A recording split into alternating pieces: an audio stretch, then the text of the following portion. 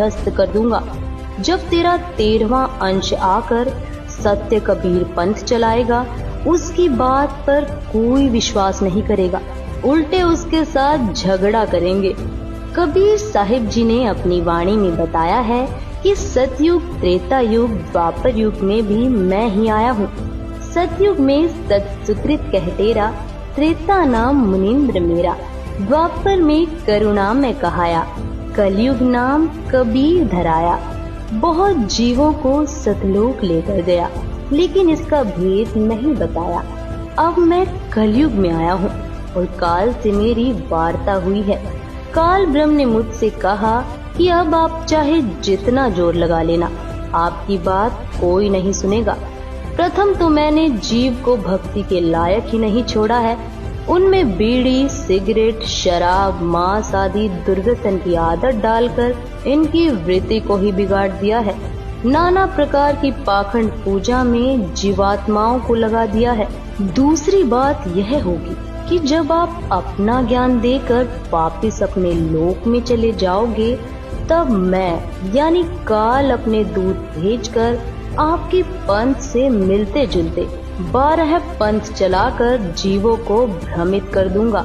महिमा सतलोक की बताएंगे, आपका ज्ञान कथेंगे, लेकिन नाम जाप मेरा किया करेंगे, जिसके परिणाम स्वरूप मेरा ही भोजन बनेंगे।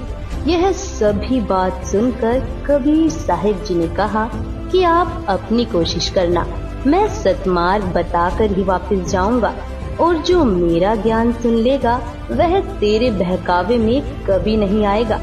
सतगुरु कबीर साहिब जी ने कहा कि हे निरंजन, यदि मैं चाहूँ तो तेरे सारे खेल को क्षण भर में समाप्त कर सकता हूँ, परंतु ऐसा करने से मेरा वचन भंग होता है।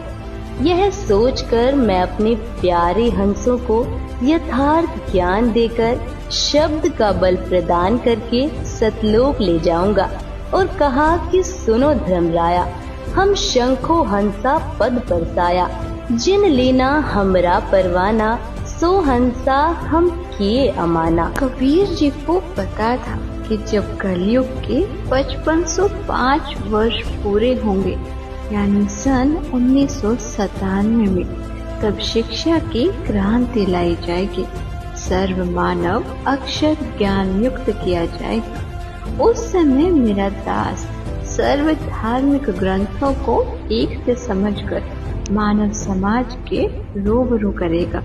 सर्व प्रमाणों को आंखों देखकर शिक्षित मानव सत्य से परिचित होकर तुरंत मेरे 13वें पंथ में दीक्षा लेगा और पूरा विश्व मेरे द्वारा बताई भक्ति विधि तथा तत्व ज्ञान को हृदय से स्वीकार करके भक्ति करेगा।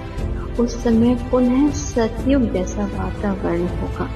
आपसी राग द्वेष, चोरी चारी, लूट ठगी कोई नहीं करेगा, कोई धन संग्रह नहीं करेगा।